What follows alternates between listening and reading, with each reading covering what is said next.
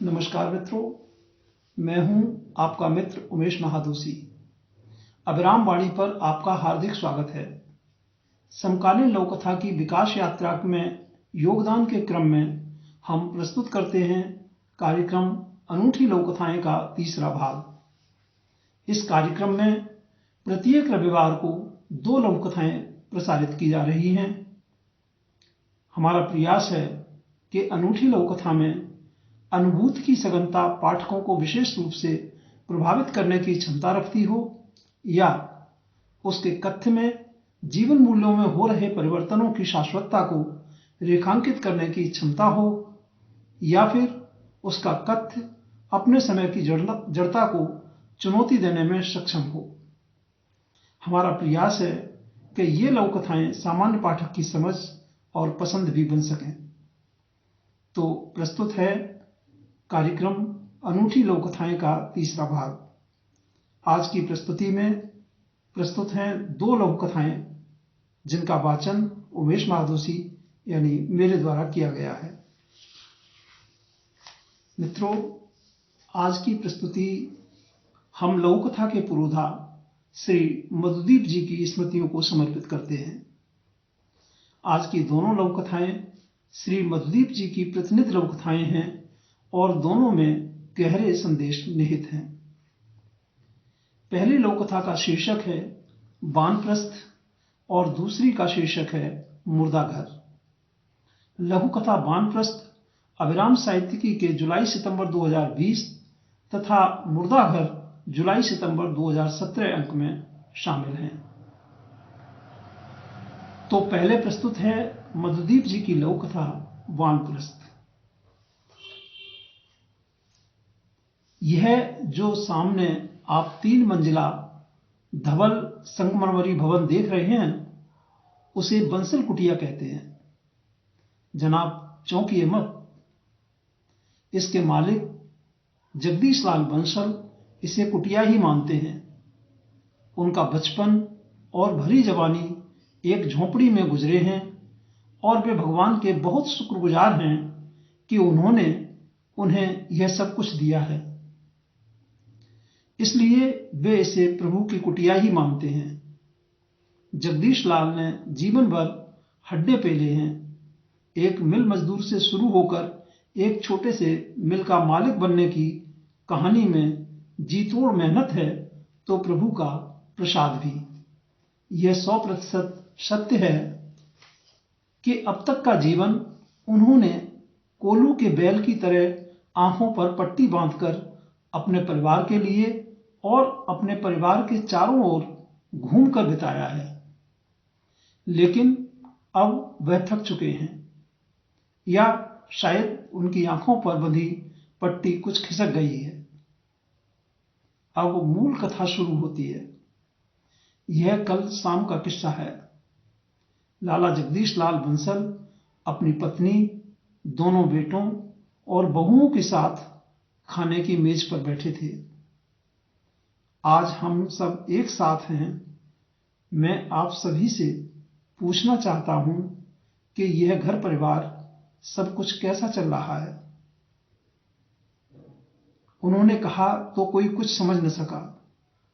सब प्रश्न भरी निगाहों से उनकी ओर ताकने लगे। मेरे कहने का मतलब यह है कि क्या कुछ ऐसा बाकी रह गया है जिसमें आपको मेरी मदद की आवश्यकता हो। बात को थोड़ा सा खोलते हुए उन्होंने आगे कहा, आपकी आवश्यकता तो हमें जीवन भर रहेगी पिताजी। बड़े बेटे के कहने के साथ ही बाकी सब भी उनकी ओर देखने लगे। नहीं बेटे, अब आप सबको खुद मुख्तियार बनना होगा। मैंने अपनी और तुम्हारी मां की आवश्यकता के लिए रखकर सब कुछ आप दोनों के परिवारों के नाम कर दिया है। वकील आपको सब समझा देगा। जगदीश लाल ने शांत चित्त से कहा। आप ऐसा क्यों कह रहे हैं? इन्हें तो पूरे जीवन आपकी जरूरत रहेगी, पत्नी ने बीच में टोका। नहीं लक्ष्मी, अब इन्हें अपने फैसले स्वयं लेने की आदत डालनी होगी। अब ये उंगली पकड़कर चलने की उम्र बहुत पीछे छोड़ चुके हैं। लेकिन क्यों आप अभी मौजूद हैं? पत्नी हैरान थी और थोड़ी सी परेशान भी।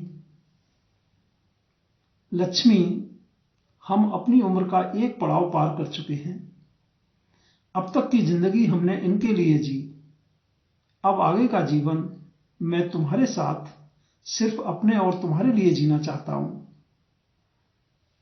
और बेटे, अब मैं आपको छोटे छोटे राय मशवरे देने के लिए उपलब्ध नहीं हूं।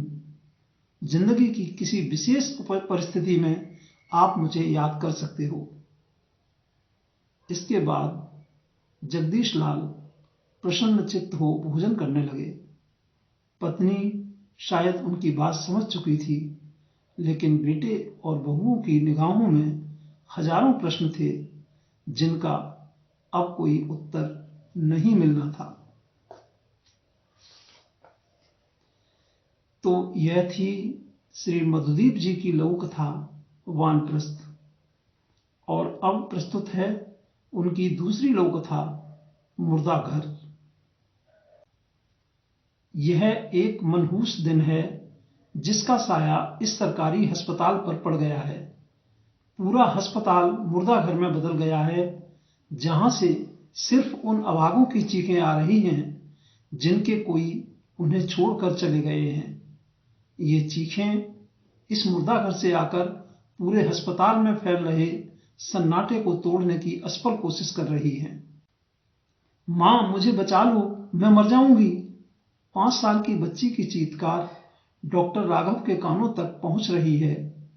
यह उस सरकारी अस्पताल का डॉक्टर्स रूम है जो इस समय मुर्दा हो गया है।